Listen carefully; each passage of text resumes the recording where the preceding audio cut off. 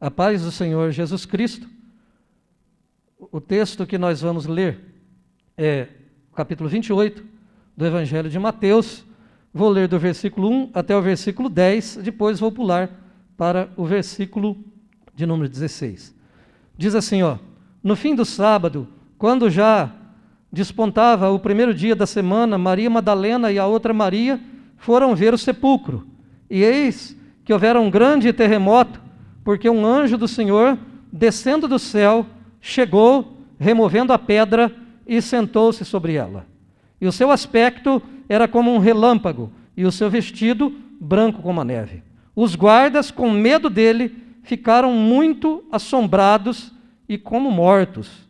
Mas o anjo, respondendo, disse às mulheres: não tenhais medo, pois eu sei que buscais a Jesus que foi crucificado. Ele não está aqui, porque já ressuscitou, como havia dito. Vinde, vede o lugar onde o Senhor jazia.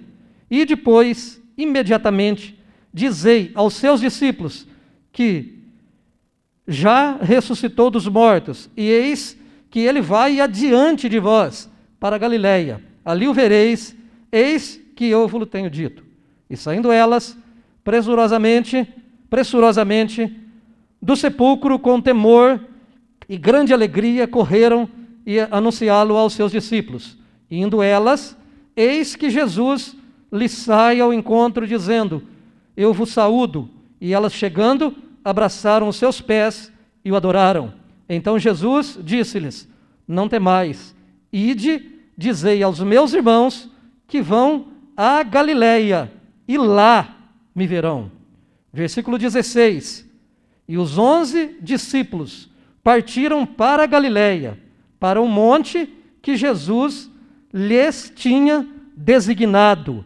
E quando o viram, o adoraram, mas alguns duvidaram. Só até aí, um momento de oração. Vocês poderão se assentar novamente. Deus, em nome de Jesus, pedimos ao Senhor que este momento de ministração, ainda que breve, seja de caráter eterno. Seja algo, Senhor, ligado a lições que saltam para a vida eterna pelo Espírito Santo que está dentro de cada crente, que está dentro de cada verdadeiro cristão, a fonte de águas vivas. Então vem, Senhor, e fala conosco pela Tua palavra, em nome do Senhor Jesus Cristo. Glória a Deus. Aleluias. Pode se sentar. Eu ainda me lembro qual foi a última mensagem que eu vi o fundador desta denominação, missionário Manuel de Melo, pregar na cidade de Jundiaí, em um trabalho de Jubraque, com aproximadamente 2.000 pessoas presentes ali, e ele pregou algo em torno da palavra lugar.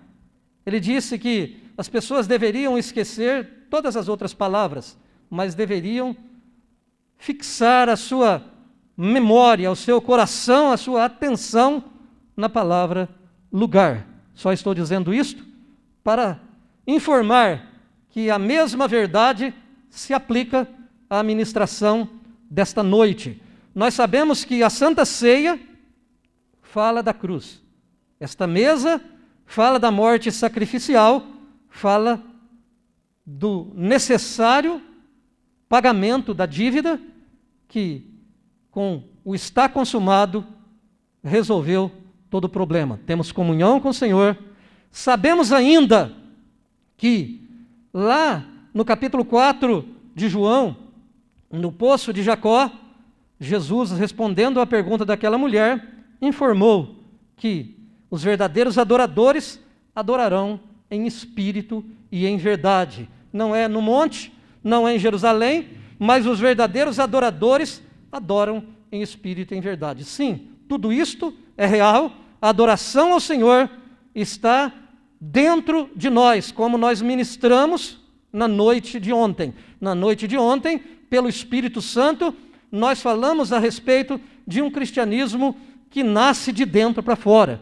Alguma coisa que está dentro de nós, que é, inclusive, automático, uma vez limpo o interior do prato, uma vez limpo o interior do copo, espiritualmente falando, na simbologia, na parábola que Jesus fez, na comparação que ele fez, isto é inerente ao ser.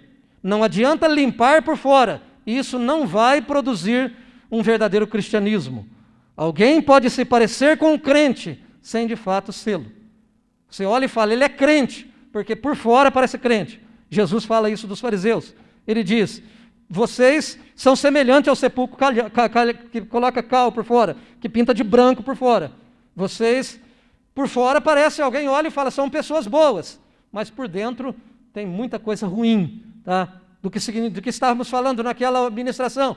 Estávamos falando do cristianismo de aparência. Estávamos falando da forma de proselitismo, daquilo que faz alguém parecer ser crente. Por fora parece. Se veste como um, usa o cabelo semelhante ao cabelo de um, se comporta como um. É a administração do comportamento, do que pode, do que não pode fazer. Mas o cristianismo vai além disto. O cristianismo é algo que está dentro do coração. O reino de Deus está dentro de vós. Falamos sobre isso, que uma vez limpo por dentro, limpai primeiro o interior, para que todo o exterior fique limpo. Ele não disse, limpe o interior e depois limpa o exterior. Não, ele disse, limpa o interior para que o exterior fique limpo. E isto é inerente. Se alguém estiver limpo por dentro, vai aparecer pelo lado de fora. Então eu disse que alguém pode se parecer com um crente sem de fato sê-lo. Mas eu disse que não é possível alguém ser crente de verdade sem se parecer com um. Porque se mudar por dentro, automaticamente vai mudar por fora. Então ontem nós falamos a respeito disso. Sabemos que o cristianismo é interior. Sabemos que o mundo espiritual não tem nada a ver com as coisas carnais. Mas existe uma verdade que o cristão não pode ignorar. E aí sim, voltando agora na palavra lugar. Eu não sei se vocês prestaram atenção na leitura desse texto. A simples leitura seria o bastante para entender a ministração desta oportunidade, desta noite. Seria suficiente. Se você analisar o que, primeiro, aqui, existem vários princípios, falar muita coisa aqui. Quando o anjo aparece, quando aquele anjo vem, e ele anuncia que Jesus está vivo, ele não está mais, vocês estão buscando entre os mortos aquele que está vivo, ele não está aqui, ele já ressuscitou, Jesus está vivo, ide e dizei aos discípulos que ele já ressuscitou. Ele fala isto, vai lá e diga isso para os discípulos, tá? A Bíblia diz que os soldados ficaram apavorados, eles ficaram como se estivessem mortos. Mas o anjo não disse aos soldados, o anjo disse às mulheres.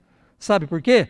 Porque as coisas espirituais de Deus pode até assustar quem não é de Deus, mas o Espírito Santo se comunica com aquele que é de Deus. O anjo do Senhor, que alguém já disse que está aqui, que está conosco, e a Bíblia Sagrada diz isto, pode assustar descrente, pode assombrar quem não é crente. Mas para você que é crente, as coisas espirituais, elas são reais e te aproximam de Deus. Louvado seja o nome do Senhor. Então eu ficaria aqui falando de muitos princípios a respeito disso.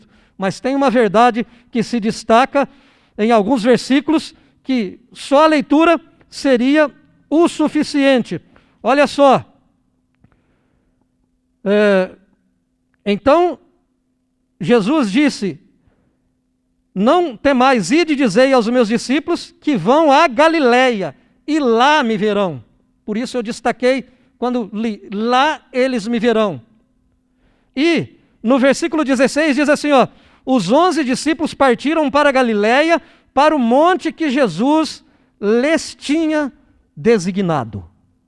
Eu quero lembrar aos senhores que nesta oportunidade, o corpo físico de Jesus já não está mais limitado às coisas humanas, se é que algum dia ele esteve. Porque mesmo quando feito homem, ele anda sobre as águas, ele faz coisa que outro homem não consegue fazer. Só que, após a morte na cruz e a ressurreição do corpo de Jesus Cristo, é semelhante à glorificação que ocorrerá depois da volta de Jesus, ou quando Jesus voltar, ou quando você for encontrar com Ele. O corpo será glorificado e não estará mais limitado a espaço, não estará mais limitado a tempo, não estará mais limitado a lugar. Jesus entra no lugar onde as portas estão cerradas. A Bíblia faz questão de dizer que os discípulos estavam com as portas fechadas em um outro momento. E Jesus entra com as portas fechadas. Como ele entra com as portas fechadas? Ele entra porque paredes e portas não mais têm influência sobre o seu corpo. Não tem mais influência sobre o seu corpo. Também, no caminho de Emaús, quando no partir do pão eles reconhecem que Jesus é que está falando com eles, a Bíblia diz que ele desapareceu. Então é um corpo que não está mais ligado às limitações humanas. Ele já ressuscitou, já é um corpo ressuscitado, já é um corpo que vai viver eternamente, já é um corpo glorificado. Eu sei que acima das nuvens, depois que ele subiu, houve ainda alguma coisa a mais, porque lá na ilha que o apóstolo viu, os seus olhos eram como chama de fogo, os pés semelhantes ao latão reluzente, e existe sim toda uma glória maior, eu sei disso, mas após a ressurreição, Jesus não está mais limitado às coisas humanas. Mesmo assim, ele está dizendo: vai e fala para os meus discípulos que eu vou adiante deles para Galiléia. Vocês não vão me encontrar em um outro lugar. O lugar onde vocês me verão. O lugar onde eu me reunirei com vocês. O lugar onde eu estarei com vocês e falarei com vocês será na Galiléia e será em um monte específico, como a Bíblia Sagrada faz dizer assim, onde os 11 discípulos partiram para a Galiléia, para o monte que Jesus lhes tinha designado. Não faz sentido nenhum descermos para ministrar a Santa Ceia, tomar este pão, dar graças diante do Senhor e partir, cada um tomar a sua parte, se não entender este sentido da ministração da palavra de Deus. Deus não tem limites, mas nós temos. E sabendo disto, é do propósito e do coração de Deus, acredite você ou deixe de acreditar, lugar tem a ver com vontade e com o reino de Deus. O crente não pode simplesmente achar que uma vez crente, ele faz da vida dele o que ele quiser, ele vai para onde ele quiser, ele muda para a igreja que ele quiser, ele frequenta qualquer congregação que ele quiser e que Deus vai com ele. Porque a minha Bíblia diz que Jesus vai falar com seus discípulos, mas ele vai designar um lugar onde ele vai falar com ele, significando que, mesmo depois da ressurreição, o bom pastor vai conduzir as suas ovelhas de acordo com a vontade de Deus. Este princípio não está presente só neste texto. Este princípio está presente na vinda do Espírito Santo. Na vinda do Espírito Santo, Atos Apóstolos, capítulo 2, estavam todos reunidos em um mesmo lugar. O Espírito Santo veio. Quem estava naquele lugar recebeu o Espírito Santo, mas quem não estava naquele lugar não recebeu o Espírito Santo. Naquela vinda inaugural do tempo da graça, na vinda inaugural do domínio do Espírito Santo, só quem estava ali naquele cenáculo, no lugar designado, só ali é que receberam o Espírito Santo de Deus. Esta mesma verdade vai se encontrar na Antioquia, onde os primeiros missionários são enviados. Separai-me Paulo e Barnabé para a obra que eu os tenho enviado. Você vai entender que aqueles dois apóstolos, apesar de estar no lugar certo, na hora certa, na igreja certa, recebendo a ministração certa, ouvindo a voz do próprio Espírito Santo e saindo para fazer a obra, eles não entram na cidade que eles querem entrar. Quem acompanha as viagens missionárias de Paulo vai descobrir que ele queria entrar em uma cidade, mas a Bíblia Sagrada faz questão de dizer que o Senhor impediu, que o Espírito Santo não permitiu. Eles não entraram na cidade que quiseram, eles não foram no lugar que quiseram, eles foram dirigidos pelo Espírito Santo. Então, qual é a importância de eu estar aqui hoje participando desta Santa Ceia? Só faz sentido se você entende que este é o lugar que Deus escolheu para você servi-lo, que Deus escolheu para você adorá-lo, que Deus escolheu para falar com você, para se encontrar com você, para trabalhar de uma forma mais específica. Tem gente, e é um número grande de pessoas, que tem o costume de dizer: eu tenho compromisso com Deus, mas eu não tenho compromisso com a igreja. Ei, o compromisso de Deus é com a igreja. Entenda isto. Todo aquele que não tem compromisso com o lugar que o Senhor escolheu, tem problemas com a direção do Espírito Santo e tem problema com a vida espiritual e com o ministério. Então, por favor, preste atenção no que o Senhor da igreja está falando para a igreja. O que significa a ceia? Você vai pegar um pedaço deste pão. O que você está dizendo? Você está dizendo: eu sou parte deste corpo. Eu sou parte do corpo de Cristo no sentido geral, como parte de uma igreja única no mundo inteiro. Mas, especificamente, eu sou parte desta comunidade. Eu sou parte deste lugar que o Senhor me colocou. Se você não acredita que o Senhor te colocou aqui, tem alguma coisa muito errada com você. Não é com você que Deus está falando. Não serve para vocês que eu estou falando. Mas se você está ouvindo não a minha voz, mas a voz de Deus, preste atenção no que Ele está falando com você. Inclusive, alguém fez uma pergunta para Deus a respeito disto, e Ele está respondendo diretamente para você. Você não escolhe, eu escolho para você. Você faz aquilo que eu quero. É a minha vontade dirigir a vida de cada filho, de cada homem e de cada mulher. Entenda isto? Esta é a ministração que o Espírito de Deus colocou em meu coração para pregar nesta noite. Por isso disse que seria breve. Pode se preparar para desligar ali. Fique em pé para fazermos uma oração neste momento. Eu não concordo com isso. Não vejo por aí, então não pegue uma parte desse pão. Você não é parte desse corpo. Eu sou parte. Vai pegar uma parte? Faço parte. Conta comigo, porque o Senhor me colocou aqui para fazer a obra dEle e para fazer a vontade dEle. Senhor nosso Deus, daqui a pouco o pão será partido e daremos graças diante do Teu altar. Antes de partir o pão, daqui a pouco este cálice será consagrado diante do Teu altar. Daremos graça antes de distribuir o cálice, Senhor. Entendemos que não escolhemos simplesmente estar aqui. Se o Senhor está falando conosco nessa noite, e se não é só um discurso pastoral, se o Senhor é o pastor da minha vida, se o Senhor é o meu pastor, então se isso não está me assustando, porque, num sentido figurado, sou anjo da igreja, porque anjo assusta quem não faz parte, mas quem faz parte recebe a ministração específica. Senhor, eu sei que o Senhor reuniu uma comunidade neste lugar, meu Deus.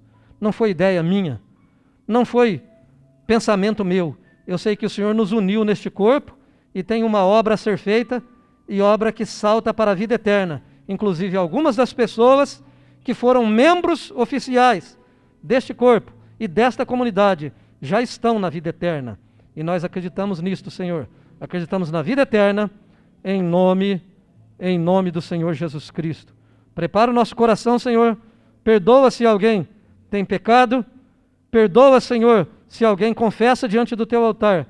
Não para que possa estar digno da ceia, porque a dignidade da ceia não é porque o Senhor perdoa. A dignidade da ceia é porque o Senhor pagou o preço. É porque o Senhor justifica. É pela justificação e não pelo perdão. Mas nada, meu Deus, me impede de pedir. Perdoa, para que além da justificação, eu tenha também a santificação, em nome do Senhor Jesus. Amém. Amém.